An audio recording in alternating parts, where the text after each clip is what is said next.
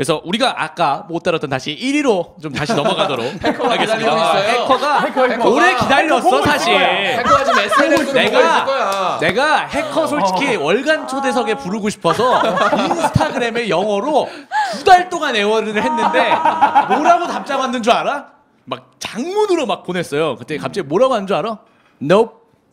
아, Nope. 짧다, 한 글자. 짧다. 오긴 왔어? 정 오긴 없다, 왔어요. 정 없다. Nope 이러고. 정 없다. 근데 넥센의 이제 로저스 선수가 이제 좀 손가락 골절상을 입으면서 에릭 해커가 이제 넥센과 총액 30만 달러로 오늘 야자타임 한 2시간 전에 계약을 했다는 뉴스가 나왔습니다. 오피셜로 나왔습니다. 그리고 해커는 사실 본인 SNS를 통해서 굉장히 좀 자기 PR을 많이 했죠. 예. 많이 했습니다. 거의 쇼호스트급이었어. 엄청 팔아제꼈어요. 맞아요. 그래서 뭐 KBO 리그 외국인 선수 부진할 때마다 뭐 보니아 힘들 때마다 해커 데려와라.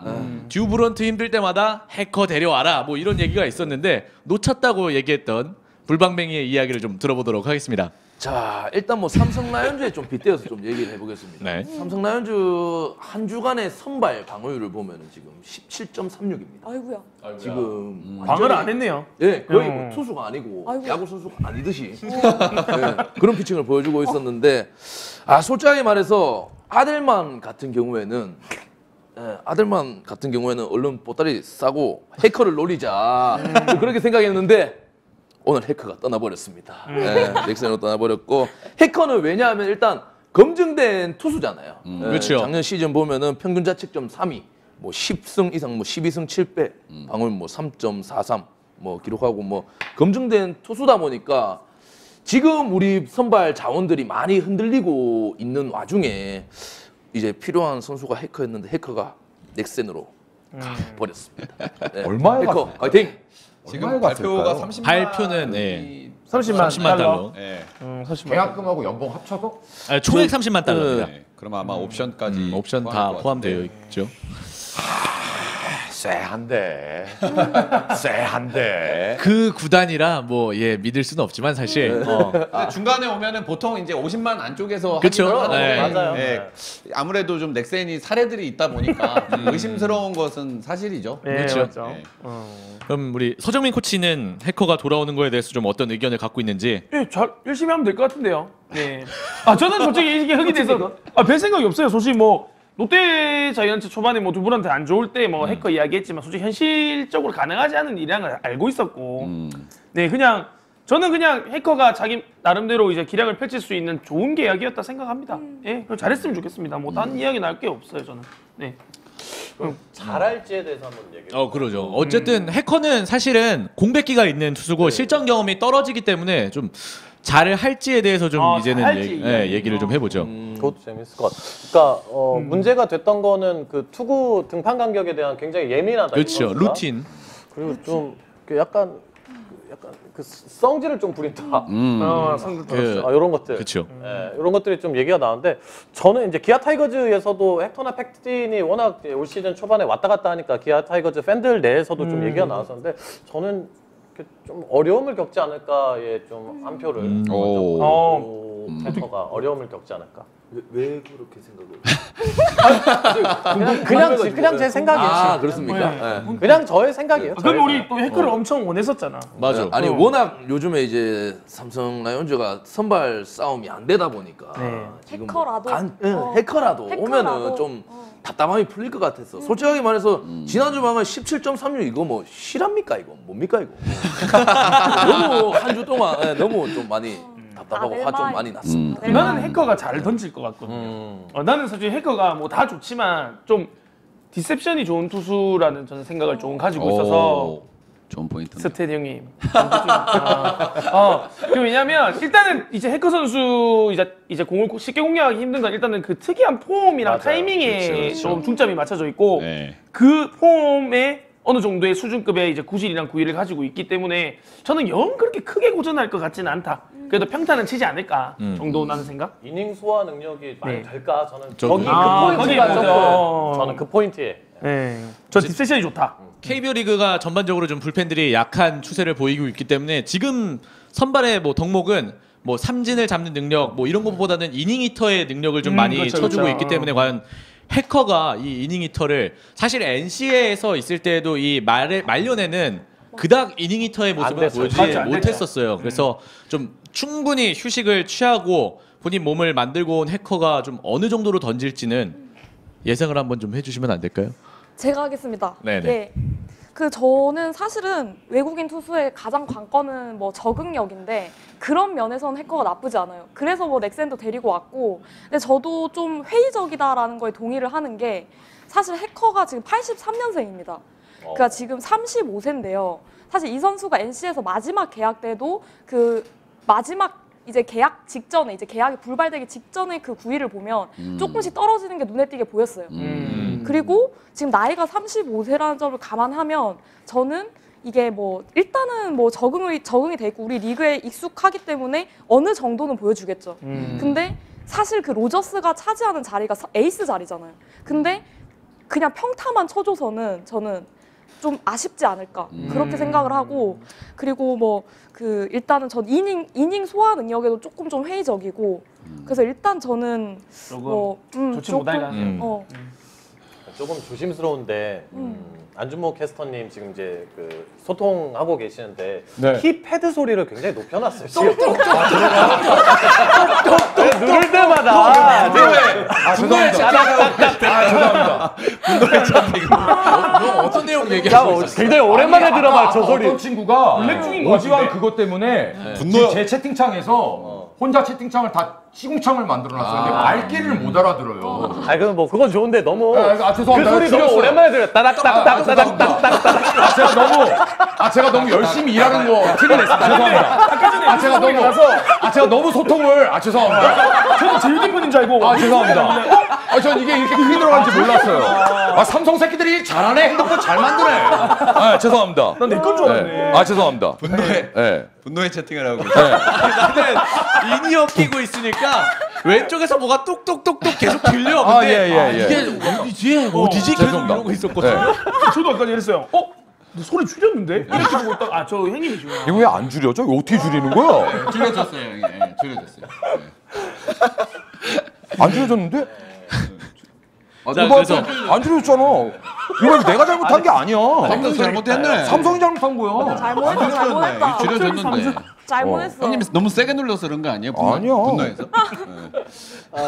그러면 이제 가도 될까요? 가세요. 해커가 좀 얼마나 잘할지 좀 숫자로 알아보는 네. 시간을 좀 갖고 싶네요. 테디 형. 네, 일단 뭐 선수들이 뭐 어떤 예측을 할 때 가장 많이 사실은 보는 기록이 FIP잖아요. 그렇죠. FIP인데 최근 3년 FIP가 계속 떨어지고 있어요. 그러니까 2015, 16, 17 기준으로 3.78, 4.27, 그 작년 시즌 4.45까지. 안 좋아지고 있다. 네, 안 좋아지고 예. 있죠. 예, 거의 뭐 FIP가 1 정도 차이가 날 정도로 떨어지고 있고요. 예, 삼진 비율 같은 경우에도 9이닝당 2개 가까이 떨어졌어요. 예, 투수한테는 또 삼진 비율, 볼삼비도 굉장히 중요한 스탯이거든요. 이 선수의 스터프, 구위가 얼마나 살아있느냐를 또 평가할 수 있는 잣대이기 때문에. 삼진 잡는 능력이 떨어지고 있다. 그렇죠. 예, 삼진 잡는 능력이 떨어지면 아무래도 인플레이트하고가 많아지고 그렇다 보면 변수가 늘어나기 때문에 그쵸. 삼진 능력은 굉장히 중요한 포인트인데 리그 평균보다 떨어져 있었어요. 작년보다.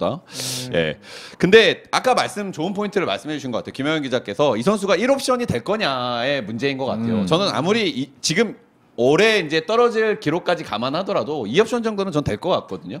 예, 이 선수가 이닝 소화 능력도 작년에 경기당 6.2이닝 뭐 나쁘지 않았고요. 예, 그래서 지금 FIP가 떨어지는 추세로 봐도 그래도 2옵션 언저리 화력은 보여줄 수 있는데 과연 1옵션까지 가능하겠냐를 놓고 보면은 조금은 어려움이 좀 있을 것 같고요. 근데 한 가지 포인트, 이 선수가 최근에 원래 굉장히 땅볼 투수인데 좀 땅볼 비율이 줄어들고 뜬볼 비율이 좀 늘어나고 있어요. 근데 이거는 고척홈을 쓰는 선수로서는 그래도 호재다. 예. 고척이 아무래도 홈런 팩터가 그래도 잠실 다음으로 이제 큰 구장이고 외야수에 발 빠른 외야수들이 많기 때문에 이런 부분은 넥센이 좀 상쇄시켜줄 부분도 있겠다. 이야. 예, 뭐 이 정도. 그러면은 일단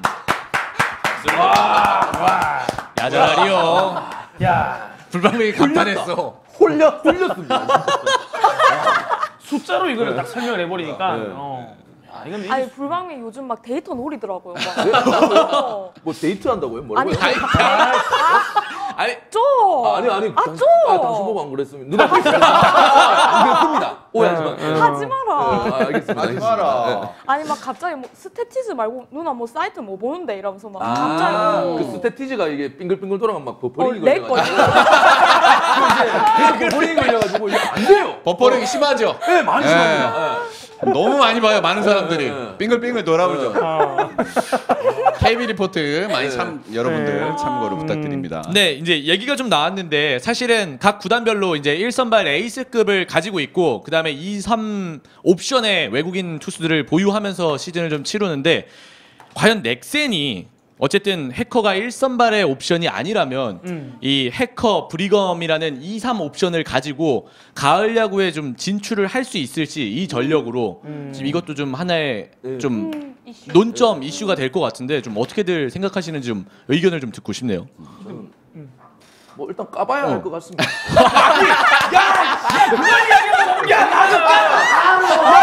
좀 도와줘 힘들어라 지금. 이거 할 필요가 없네. 다 까봐야 하니까.